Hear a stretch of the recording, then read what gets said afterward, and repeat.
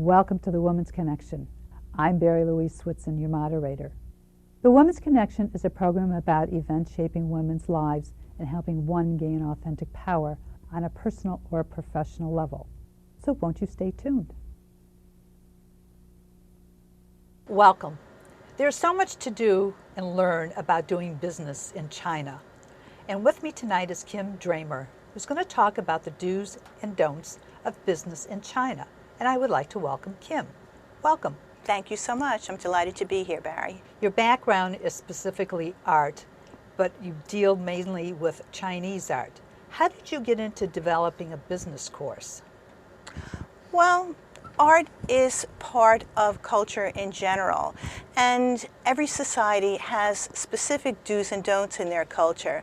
And I could see when people came back from China, or when I watched news clips of diplomats coming back from China, that people lacked a basic cultural literacy to deal with the Chinese, and because of that they were missing out on wonderful opportunities, and I thought that I was in a very good position to help people out. You begin your seminars with having people select a Chinese name.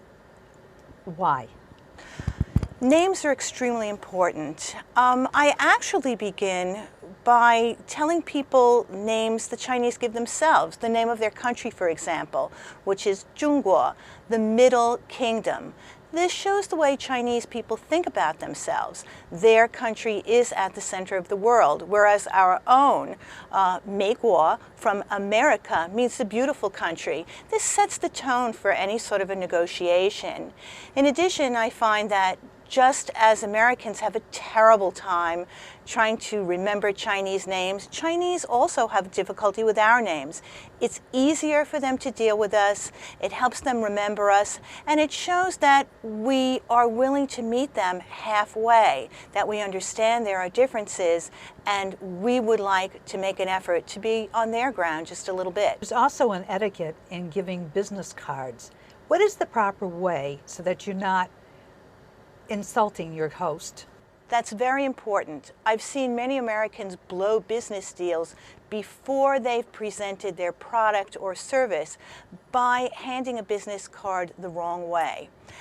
A business card, which is an exchange of credentials, has to be shown to be a basis of equality. The Chinese will understand when you hand them a business card with two hands, and a business card should be presented with the name facing your guest. You should center yourself and you should bow slightly as you present the business card to your partner. This will send a very clear signal to your Chinese partner that you are dealing as equals, you are dealing squarely with the person, and that they can expect a true partnership from your business relationship. Well, how did that come about? Well, the Chinese are very sure and have very exact rules about human relationships, and these can actually be traced back all the way to Confucius, when the 5 relationships were established. It's a system of relationships that form the web of society. Children respect parents, wives respect husbands, younger brothers respect older brothers, and everybody respects the emperor. So each family is supposed to basically function as a mini unit, and it forms the building block of the polity. So correct names, correct placement, correct etiquette, very, very important to the Chinese, and the rules are different, completely different. Well, let's go back a minute to when you're selecting a name for yourself. Is there any faux pas that Americans create by not coming up with the correct Chinese name? Some of them can be pretty hilarious. And basically, Chinese names are much more flexible than our names. They don't have, for example, given names that in which the origin or meaning is not evident. Chinese names are different from ours in that my name would be Dramer Kim, in China, not Kim Dramer. The important thing about me that the Chinese want to know is I come from the Dramer family. I'm a member of the Dramer family. And so my last name comes first, and then my given names. Chinese given names usually express some sort of noble characteristic that they would like a child to have. It can also express a certain literacy. So it's very important because it lets them know where you come from and who you have obligations towards. So very important. In handing the business card over to your counterpart, do they have a certain way of hands? And that's exactly right. They accept with two hands and they incline as well. This is a signal back to you. We are dealing in an open, sincere, equal, square, and honest partnership. If you hand a card to a person with one hand, you are signaling to them that you don't care about them, that you feel they are of an inferior status. People hand things with one hand to a servant. You don't hand things with one hand to anybody with whom you will have a mutually respectful relationship. Even a birthday gift would be handed over with two hands to show one's sincerity. It's very important for Americans to remember this. It's always better when in China to err on the side of formality rather than err on the side of a faux pas. If people think you're a little too formal, there's really no harm in that. If people get the wrong impression and feel you won't dare deal squarely with them, it's your problem. What is the proper etiquette for signing a contract? Just as we have etiquette for handing over a business card, one should use this occasion to signal the tenor of the relationship. One should stand and squarely face the table, looking down at the contract. Take a moment or two to peruse the document. The written word is the highest art form in China. Just because it's typed doesn't mean that it doesn't have that sort of odor about it. There's a sacred odor about the written. When you take your pen, and it doesn't really matter what kind of pen you use can use a ballpoint, you can use a fountain pen, it doesn't really matter. What's important is that you stand up, square yourself to face the table, and take one breath and write your name slowly and very legibly in script. When you're done, pause again and place the pen back down on the table. This shows the Chinese that you also value what is written in the contract, that you will honor it, and that you will deal squarely with them. In other words, make it into a ceremony. Don't make it into just the final phase of a business dealing. It should be the opening gambit for a continuing relationship. What I find interesting is that we are supposed to, as Americans, bow down to other countries' etiquette. Well, what about our etiquette? Do they ever take into consideration if they're on our territory, how we do business? Absolutely. In fact, they're trained. There's not a single Chinese businessman who wouldn't be trained in the use of a knife and fork before he came over, for example. A Chinese person who comes to this country is very much aware that he is on foreign territory, and he's very much aware that he represents his country as a whole and is very keen not to make any mistakes. Very aware. What kind of a team comprises a business team from America going over to China? This is also very important because it signals to the Chinese what the future of your relationship will be. Don't make the mistake of sending over a bunch of, I guess we call them young Turks. It's not viewed with appreciation by the Chinese. And this again goes back to the Confucian relationships. The younger respects the elder. So insofar as gender is concerned, it really doesn't matter what the makeup of your team is, but there should clearly be one person who is older, who is in a leadership position. And all of the negotiations should be done through that person. Your team should show respect for that person, and that person should speak on behalf of the team. This not only goes back to Confucian relationships, but it's strictly how business is done in any communist country. Everything is done by consensus, and then the leader speaks on behalf of the group. If you don't do that, you send a mixed signal to the Chinese. Who do I deal with? Do I deal with these people individually? Who's really in power? It's very confusing for them. So clear up any confusion right away. Have a very clearly defined leader and make sure that your own team defers to that leader, and then it just makes sense that the Chinese as well will follow suit and refer to the same person. Given that the makeup doesn't matter, what if the team leader is a woman? Is she viewed differently in China? I would say no. I would say that one of the goals of the Communist Party has been to elevate the status of women. There's the traditional Chinese saying that women hold up half the sky. Mao Zedong said that at the founding of the People's Republic of China in October 1949. And the Chinese are very proud of the great gains that women have made in China. So absolutely not. There is no problem with having a woman sent over as a team leader. None whatsoever. Anything that women should not do when they're in China on a business trip? Absolutely. Women should make sure, again, to err on the side of formality, particularly in the way they seat themselves. It is not a problem to sit with one's legs crossed in America. It is considered to be rude and sexually provocative. In fact, that is where I got the idea for this course from. I was watching Condoleezza Rice interview Hu Jintao when he came to Washington, D.C., and she was sitting in a room with him and trying to be very informal. I think she thought she was being warm. Unfortunately, she had her legs crossed and she was bobbing her foot up and down in his face, which was basically a sexual invitation. He was completely embarrassed, and as I watched the news that evening, that was the clip shown on CNN. But the clip on CCTV, the Chinese news station, was a clip of the two of them walking side by side. And I could see from his posture that he was absolutely mortified by the Secretary of State's posture. He honestly didn't know where to put his eyes. That's amazing.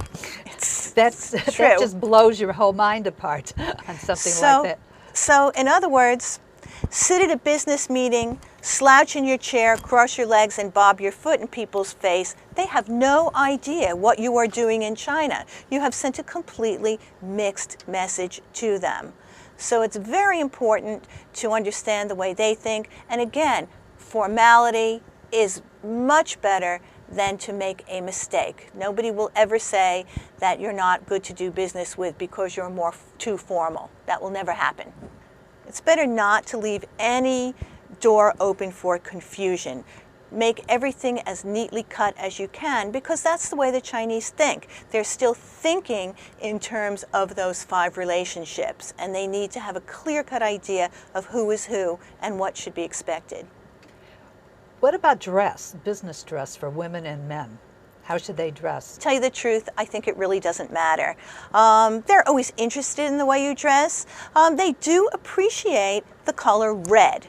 They like the color red, which is why I wore it this evening. It's a good luck color, it's a strong color, it's a celebratory color, and it might signal to them that you are going to be very happy with negotiations. Let's not forget, when Richard Nixon goes to China with his wife Pat, she wears a red coat. This was a calculated move on her part, and it was viewed very, very positively by the Chinese.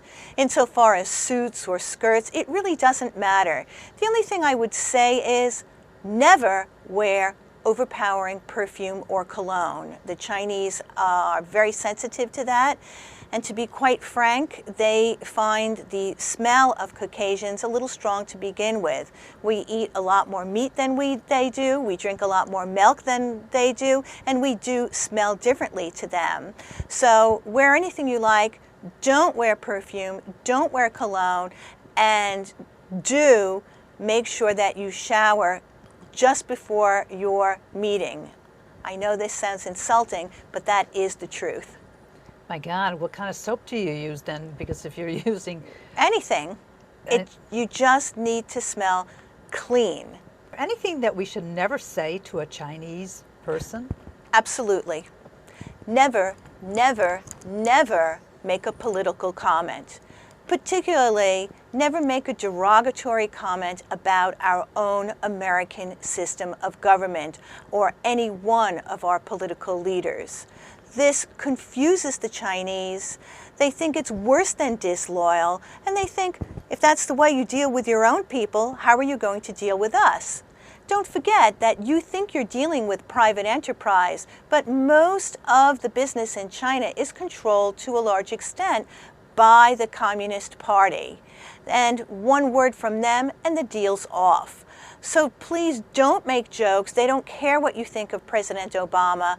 They won't ask you what you think of President Obama, or if they do, you should just smile. Never, never make a negative political comment. It is the worst thing you can do. You will confuse them and you'll blow your deal for sure. If I'm at a meeting and all of a sudden we're invited to lunch and I can't use chopsticks, how do you proceed from there? Well, you should come prepared. Get out that old Girl Scout mess kit and bring your knife, fork, and spoon with you. There's nothing wrong with that. When you sit at the table, take it out and eat with a knife, fork, and spoon, or use it as an icebreaker. Ask for a little lesson. If you want to establish a nice warm rapport, this is the place to do it. Nobody will think less of you if you make an effort to use chopsticks. They'll be flattered. And they'll be fascinated by the way you use your knife and fork if that's the way you decide to go. So don't worry about it. The table is the place where you can make mistakes. And Chinese manners are a little bit different from ours. So don't be surprised if you observe what you think are poor table manners on the part of your Chinese counterparts. For example, Chinese are taught to bring the soup bowl and the rice bowl up to their face. You can't have a rice bowl here. Forget all that stuff Mom taught you about soup, being on the table, keeping your back straight, and bringing it up. Too difficult.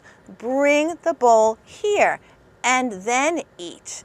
Don't take a bite of something and then let somebody see your teeth marks. It's the only thing I would say for an American. But don't be surprised if the Chinese bend down and spit bones directly on the tablecloth.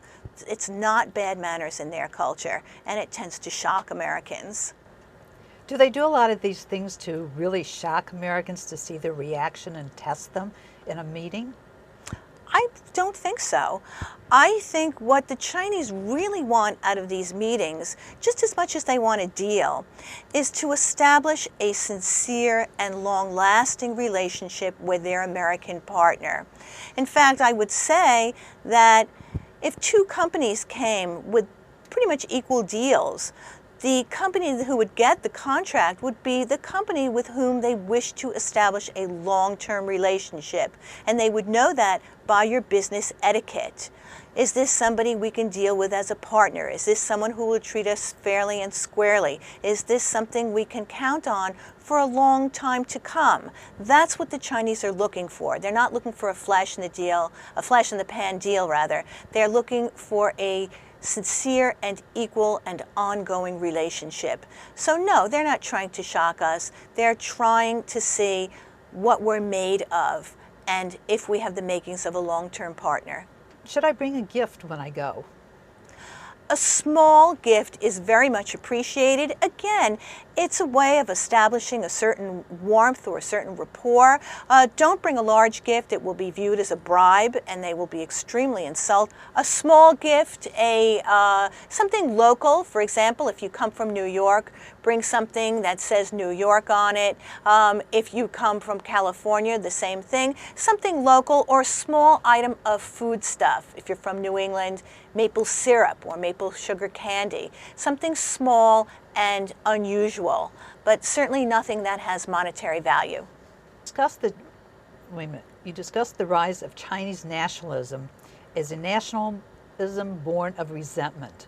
What do you mean by that? This is history, and the history that Chinese learn is very different from the history Americans learn. The Chinese suffered very much at the hands of Western powers. We should remember that even though China was an ally in World War II, at the end of World War II, we did not treat the Chinese as victors. And that at the end of World War II, we gave away some of Chinese land to, of all people, Japan. So the Chinese are very angry with the West. They feel that they have never been recognized as equal partners. And now, even though China is the rising superpower, they feel that the Americans in particular have been unwilling to acknowledge them as an equal superpower. And this was very much evident when Hu Jintao came. He wanted a state dinner. He did not get one. He got a luncheon. Chinese are angry and they are resentful. They also feel that events in China, such as Tiananmen Square, for example, in 1989, or even the Olympics, have been covered very, very unfairly by the American media, and they're angry. So they do have a nationalism born of resentment. They feel that they've been treated unfairly, and they want to show their rising might, and they want, above all, dignity. They want to be treated with dignity.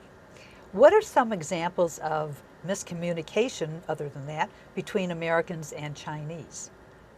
Well, I think the most glaring example of miscommunication, let me take the English rather than the Americans. This is when Lord Macartney comes over to visit the Qianlong Emperor, and he is coming over with a trade commission. The British want Chinese goods. They want tea, they want porcelain, they want silk, they want silver. And he brings over a variety of English goods, and he presents them to the Emperor. And he presents himself as a potential trading partner. The Emperor completely misunderstands the intention of his visit. He thinks that Lord Macartney is coming over to offer China tribute from England. And he looks over the gifts and he says, there's really nothing worthwhile here. We're not very interested in these tributary gifts. But we acknowledge that you acknowledge China is the Middle Kingdom. And I think that is perhaps the most glaring example. Needless to say, when the English find that they don't have any goods that the Chinese want, they go to their colony, the jewel in the crown, India, and they find something that the Chinese want, and that is opium. They import opium to China. China outlaws it, and the British send gunboats to protect their opium. This leads to the Opium Wars, and the Chinese have never forgotten this humiliation when foreign people came to their shores, 8 foreign powers, defeated Chinese forces, and took over port cities in China to use as trading cities. So places like Shanghai, for example, had sectors, the French sector, the Italian sector, and there's not a single Chinese alive today who doesn't know that in Shanghai, on the Bund, the boardwalk that the Germans built, there was a park, and at the park entrance there was a sign, and the sign said, "No dogs and no Chinese." So the Chinese all know this, they resent it, and let's not forget, they are our bankers, essentially speaking. So I would say that there is a tremendous resentment, and that Americans should know that the Chinese are hypersensitive to this. Don't make a mistake. Err on the side of formality. Show them your goodwill. This is going to get you your business deal in the long run. Well, you talk about the class distinctions, but didn't Mao do away with all these different class distinctions? Yes, Mao and the Communist Party certainly did away with class distinctions, but they are very much part of the psyche, the Chinese psyche. And if you act like that, if you hand somebody something with one hand or dismiss them, it will be taken as some sort of imperialistic gesture on your part. It's something you absolutely want to avoid. How does this affect other Asian countries? Is it just in China, a lot of these nuances that you're talking about, or does it have anything to do with like Japan or India? China is and has always been the cultural hegemon in Asia. It certainly affects other countries, and the Japanese, again, are known for their formality. This, I would suggest, is why the Japanese are doing so well in China compared with the Americans. They know the Asian style of business. They know how things are done, and they are therefore more successful. Let me immediately add that there is nobody the Chinese would rather do business with than the Americans, and there is nobody the Chinese would rather not do business with than the Japanese. Don't forget, the Japanese fought a war of aggression and destroyed China leading up to World War II. They committed terrible atrocities. The Chinese would much rather have business with us, but the Japanese know how to do the business better, and so they are the ones getting the deals, not us. We can change that. Problem that we're so in debt to the Chinese? I don't think it's a problem at all. In fact, I think it's to our advantage. I would suggest this parallel. If you go to the bank and you borrow $1 million and you can't pay it back, you're in trouble. If you go to the bank and you borrow $100 million and you can't pay it back, your bank's in trouble. So I would suggest that our debt to China is very much on the Chinese mind, and they want to establish productive trade both ways with us. It's to their advantage in creating a stable and ongoing situation, and it's certainly to our advantage. Kim, what would you like to leave the audience with? I would just like to say that the future of our country, certainly the world in general, but our country, is our relationship with China. It's a relationship, we like to say, between eagle and dragon. They can fly together, or we can have a disaster. Our children's world will depend on our relationship with China.